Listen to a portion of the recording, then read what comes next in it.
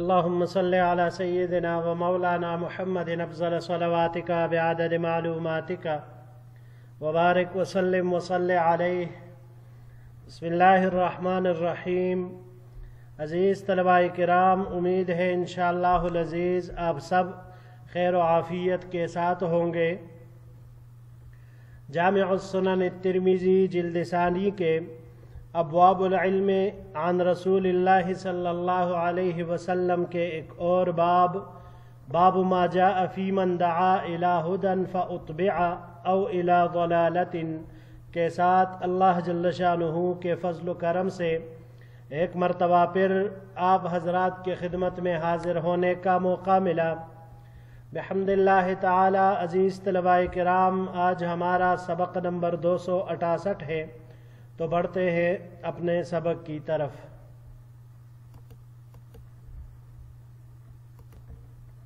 باب ما جاء فی من دعا الی ہدی فاتبع او الی ضلالۃ. یہ باب اس شخص کے بیان میں ہے جس نے لوگوں کو ہدایت کی طرف یا گمراہی کی طرف بلایا اور اس کی پیروی کی گئی. وبہ قال حدثنا علی بن حجر قال حدثنا اسماعیل بن جعفر عن العلاء بن عبد الرحمن عن ابیہ عن ابی ہریرہ رضی اللہ تعالی عنہ.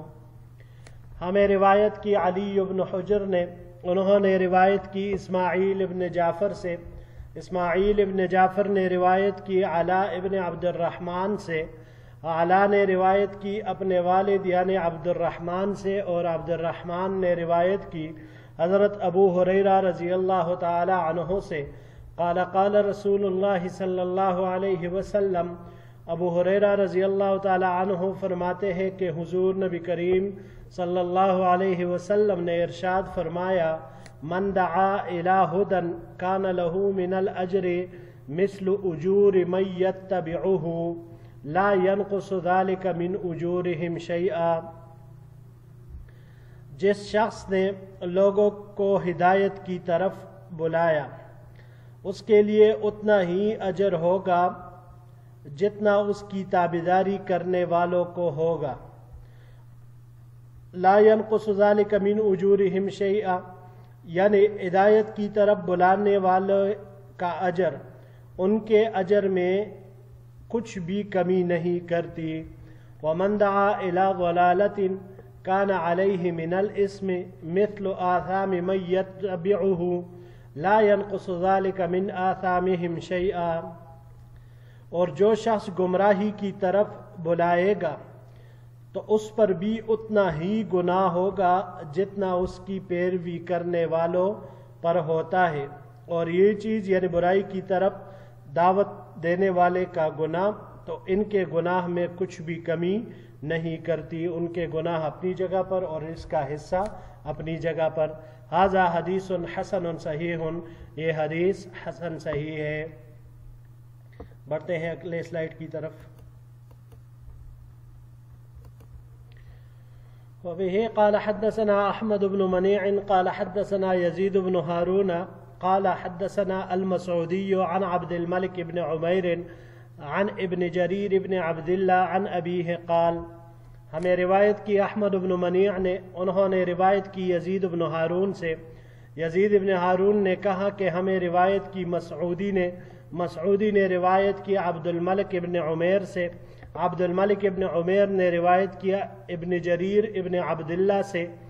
ابن جریر یہ روایت کرتے ہیں اپنے والد یعنی عبداللہ رضی اللہ تعالی عنہ سے. قال قال رسول اللہ صلی اللہ علیہ وسلم. حضور نبی کریم صلی اللہ علیہ وسلم نے ارشاد فرمایا: من سن سنت خیر فاتبع علیہا فلہ اجرہ ومثل اجور من اتبعہ غیر منقوص من اجورہم شیئا. جس شخص نے کوئی اچھا طریقہ جاری کیا اور اس میں اس کی پیروی کی گئی تو اس کے لیے اس کا اجر ہوگا، اور ان لوگوں کے اجر و ثواب کے برابر اس کے لیے ثواب ہوگا جنہوں نے اس کی پیروی کی ہوگی. ان کے ثواب میں سے کسی قسم کی کوئی کمی نہیں ہوگی، ومن سن سنت شر فأتبع عليها كان عليه وزره ومثل أوزار من اتبعه غیر منقوص من اوزارہم شیئا۔ اور اگر کسی نے برائی کا کوئی طریقہ جاری کیا تو اس پر اس کا گناہ ہوگا، اور ان لوگوں کے گناہ کے برابر بھی اسے گناہ ہوگا جنہوں نے اس کی پیروی کی ہوگی، ان کے گناہوں میں کسی قسم کی کوئی کمی نہیں ہوگی۔ وفی الباب عن حذیفہ، اس باب میں حضرت حذیفہ رضی اللہ تعالی عنہ سے بھی روایت مروی ہے، ھذا حدیث حسن صحیح، یہ حدیث حسن صحیح ہے۔ وقد روی من غیر وجہ عن جریر بن عبد اللہ عن النبی صلی اللہ علیہ وسلم نحو ھذا، اور اسی طرح روایت کیا ہے دوسرے طریق سے جریر بن عبد اللہ رضی اللہ تعالی عنہ سے، انہوں نے نبی کریم صلی اللہ علیہ وسلم سے اسی طرح کی روایت۔ وقد روی ھذا الحدیث عن المنذر بن جریر بن عبد اللہ عن ابیہ عن النبی صلی اللہ علیہ وسلم، اور اسی طرح منذر نے بھی اس کو روایت کیا ہے اپنے والد جریر سے، اور جریر نے اپنے والد عبداللہ رضی اللہ تعالی عنہ سے، اور انہوں نے حضور نبی کریم صلی اللہ علیہ وسلم سے اس کو نقل کیا۔ وقد روی عن عبید اللہ ابن جریر عن ابیہ عن النبی صلی اللہ علیہ وسلم، اور ایک کہیں پر منقول ہے ایک سند کے ساتھ عبید اللہ ابن جریر، وہ اپنے والد عبداللہ سے، اور وہ نبی کریم صلی اللہ علیہ وسلم سے اس کو نقل کرتے ہیں۔ جی عزیز طلباء کرام، اس باب میں جیسے کہ عنوان سے ہی ظاہر ہے کہ جو شخص کسی کو ہدایت کی راستے کی طرف بلائے، نیکی کی طرف بلائے، اچھے کام کی طرف بلائے، اور وہ جس کو بلایا گیا ہے وہ اس کے مطابق عمل کر لے، تو جس طرح عمل کرنے والے کو اللہ جل شانہ ثواب دیتے ہیں، اسی طرح رہنمائی کرنے والے کو بھی پورا اجر و ثواب ملتا ہے۔ اب اگر کوئی کہے کہ بھائی اس کو بھی ثواب ملتا ہے، اس کو بھی ثواب ملتا ہے، تو مطلب یہ ہے کہ عمل کرنے والے کے اجر میں کمی ہوتی ہے، تبھی تو بلانے والے کو بھی ثواب دیا جاتا ہے۔ تو حضور نبی کریم صلی اللہ علیہ وسلم نے ارشاد فرمایا لا ينقص ذلك من اجورہم شیئا، اس کی وجہ سے عمل کرنے والوں کے ثواب میں، ان کے اجور میں کوئی کمی واقع نہیں ہوتی۔ اور یہی حکم بعینہ اس شخص کا بھی ہے جو کسی کو گمراہی کی طرف بلائے، غلط راستے کی طرف بلائے، غلط طریقے کی طرف بلائے، اور جس کو بلایا ہے وہ اس غلط راستے پر چلے، اس گمراہی پر چلے۔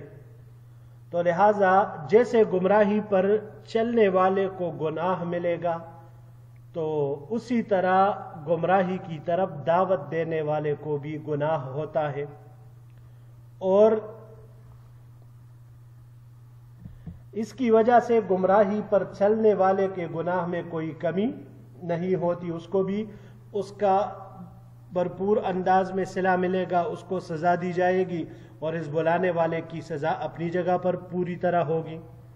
اس لیے انسان کو سوچ سمجھ کر قدم اٹھانا چاہیے۔ اگر تو وہ نیک لوگوں کی دعوت پر لبیک کہتا ہے تو اس کا دنیا میں بھی بلائی ہے اور آخرت میں بھی اس کے ساتھ بلائی ہوگی انشاءاللہ العزیز۔ لیکن اگر خدا نخواستہ انسان کسی ایسے شخص کے پکار پر لبیک کر دیتا ہے کہ جو اس کو غلط راستے کی طرف رہنمائی کرتا ہے، غلط کاموں کی طرف اس کے لیے رہنما کے طور پر سامنے آتا ہے، تو پھر اس کی پیروی کرنے سے قبل ایک مرتبہ اس کو اپنے انجام کے بارے میں سوچنا چاہیے کہ میں اس راستے پر چلوں گا، جو یہ شخص مجھے بتا رہا ہے تو یہ راستہ غلطی کی طرف جا رہا ہے، گناہ کی طرف جا رہا ہے، دنیا اور آخرت کی تباہی اور بربادی کی طرف جا رہا ہے، تو میں کیا اپنی دنیا اور آخرت کی بربادی کا متحمل ہو سکتا ہوں یا نہیں۔